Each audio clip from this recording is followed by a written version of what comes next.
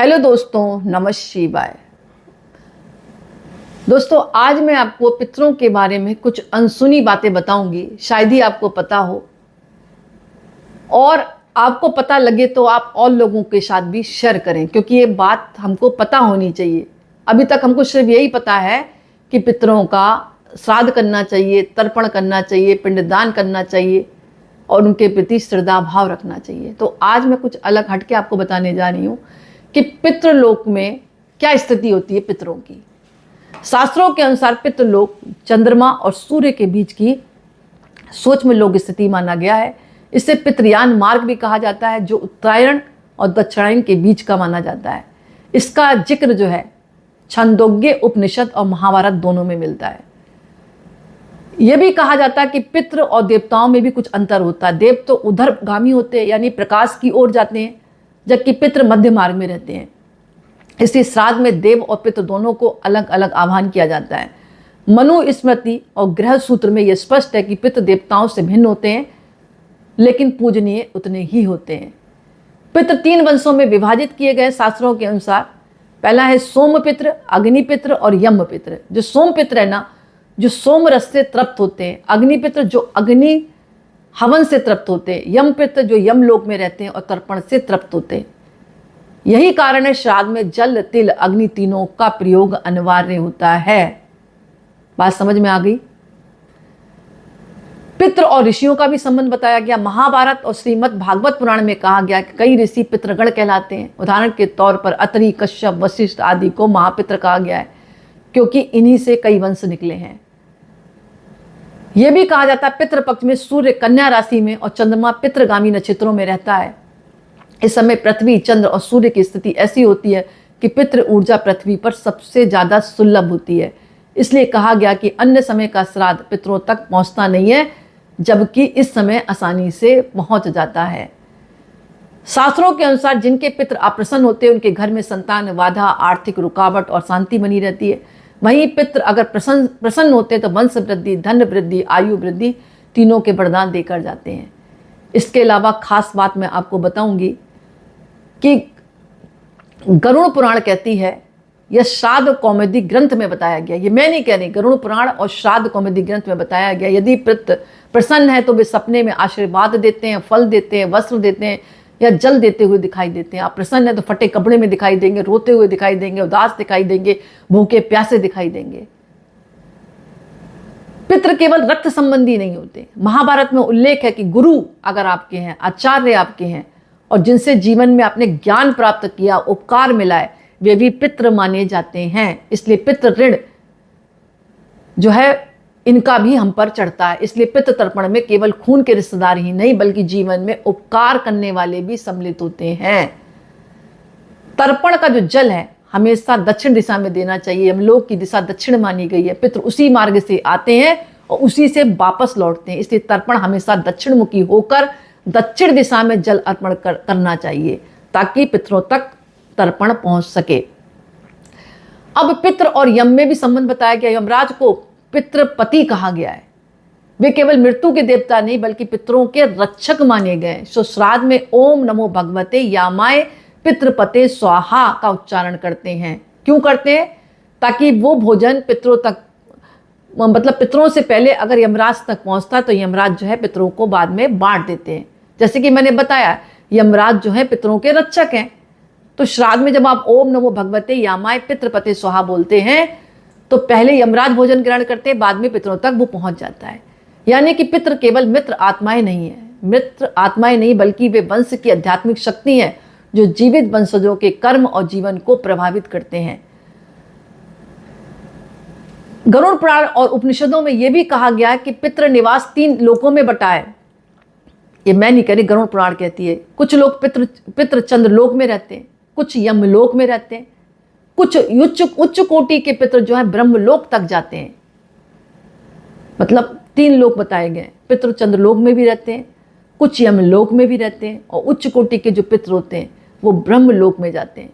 यही कारण है श्राद्ध के मंत्रों में चंद्र, अग्नि और यम तीनों का स्मरण किया जाता है, और तीनों का मतलब कहते हैं ना, श्रद्धा भाव से पूजन किया जाता है। छंदों के उपनिषद में कहा गया कि पितरों का जो आहार है वो सुगंध, भावना और श्रद्धा से वो तृप्त होते हैं। अन्न, जल, तिल का अर्पण केवल प्रतीक है, यानी कि अगर आपके में श्रद्धा नहीं है तो लाखों ब्राह्मणों को, करोड़ों ब्राह्मणों को आप भोजन करा दें, पितृ तृप्त नहीं होंगे। दिखावे के लिए करना कि पड़ोसी कर रहा है, अड़ोसी कर रहा है तो हम कर दें, नहीं। पितृ केवल आपकी भावना से, श्रद्धा से भी तृप्त हो जाते हैं। उनको बस लगना चाहिए कि बच्चे हमारे हमें याद कर रहे हैं। बृहदारण्यक उपनिषद में कहा गया है, बृहदारण्यक होता है एक उपनिषद है, हालांकि ये जो शब्द कठिन है, बृहदारण्यक है, ये उपनिषद है। इसमें 2 मार्ग बताए गए हैं, देवयान यानी उत्तरायण मार्ग, इसी मार्ग में, इस मार्ग से जाने वाले जीव देवलोक में पहुंचते हैं। पितृयान यानी दक्षिणायन मार्ग, इस मार्ग से जाने वाले जीव जो है पितृलोक जाते हैं। इसलिए सूर्य जब उत्तरायण होता है तो मुक्ति का मार्ग माना जाता है, दक्षिणायन को पितृगमन मार्ग बताया गया है। पितरों का समय पृथ्वी से अलग होता है। गरुड़ पुराण कहती है पितृलोक का 1 दिन पृथ्वी के 15 दिन के बराबर होता है, इसलिए पितृपक्ष के 15 दिन पृथ्वी लोक में पूर्ण 1 दिन माना जाता है। यही कारण है पितृत्वज का महत्व जो है बढ़ जाता है। गरुड़ पुराण और मनु स्मृति में कहा गया पितरों की 3 श्रेणियां बताई गई हैं, पितरो दिव्या, पितरो मध्या, पितरो अधर्मा। पितरो दिव्या जो अत्यंत पुण्यवान होकर देवताओं के समान रहते हैं, मिला तो ठीक है, ना मिला तो ठीक है, वो पितृ दिव्य कहलाते हैं, यानी पितृ देवता। पितरो मध्यम जो सामान्य पूर्वज है, जो श्राद्ध से ही तृप्त हो जाते हैं, उनको कुछ मतलब नहीं है, वो पितृ मध्यम कहलाते हैं। पितरो अधर्म, अधर्मा भी बोला गया, जो अधर्म अपराध से बंधे हैं और तर्पण न मिलने पर भी वंशजों को परेशान करना चालू कर देते हैं, वे कहलाते हैं पितरो अधर्मा। पितृ और यम का विशेष संबंध है। गरुड़ पुराण कहती है यमराज केवल मृत्यु के देवता नहीं बल्कि सभी पितरों के स्वामी हैं। यमराज पितरों की ओर से श्राद्ध को स्वीकार करते हैं, तभी दक्षिणमुखी होकर ही श्राद्ध करना चाहिए और फिर उनको बांट देते हैं। इससे श्राद्ध करते समय ओम नमो भगवते यामाय पितृपते स्वाहा, ओम नमो भगवते यामाय पितृपते स्वाहा का जप अनिवार्य है। श्राद्ध से पितृ ही नहीं, आत्मा को भी मुक्ति मिलती है। कौशिक की उपनिषद में कहा गया जब पुत्र पिता का श्राद्ध करता है, जब पुत्र पितृ का श्राद्ध करता तो केवल अर्पण ही नहीं करता बल्कि अपनी आत्मा को भी ऊपर ले जाने का साधन बनता है। ये कर्म आत्मा को पितृलोक से देवलोक की ओर बढ़ने की शक्ति देता है। यही कारण है श्राद्ध को पितरों की मुक्ति का द्वार बताया गया है। संक्षेप में हम कह सकते हैं कि पितरों को याद करना हमारा अधिकार होना चाहिए, दिखावे के लिए नहीं कि सामने वाला कर रहा है तो हम भी कर लें, क्योंकि उनसे ही आपको अपना शरीर मिला है। इसके अलावा गरुड़ पुराण ये भी कहती है कि संतान संबंधी अगर दिक्कतें आ रही हैं तो समझ लें आपके घर में पितृदोष है ही। परिवार में विवाह का रुक जाना, संतान उत्पन्न है तो बार बार बीमार हो रही है, गर्भपात हो रहा है, पुत्र पुत्रियों का रोगी होना, मेहनत खूब बहुत कर रहे हो, धन आपका रुक नहीं रहा, पानी की तरह बह रहा है, अचानक नुकसान पे नुकसान लगा हुआ है, घर में अन्न धन की कमी है, वंश की वृद्धि एकदम रुक गई, परिवार छोटा होता जा रहा है, लोग मरते जा रहे घर में, तो ये भी पितृदोष का कारण है। घर का कुल दीपक का ना बचना, जो बारिश है उसका ना बचना, तो ये आप अपनी कुंडली चेक कराएं और देखें। कुछ सपने भी हमें बताते हैं। गरुड़ पुराण कहती है कि सपने में पितरों का रोता हुआ देखना, भूखे प्यासे फटे कपड़ों में देखना, पूर्वजों का बार बार बुलाना, ऐसे ऐसे करते हैं ना सपने में, तो समझ लें कि आपके ऊपर पितृदोष है। कुत्ता, कौआ, उल्लू, बिच्छू जैसे संकेत दिखना अच्छा नहीं माना जाता, क्योंकि कौए को दूत माना जाता है।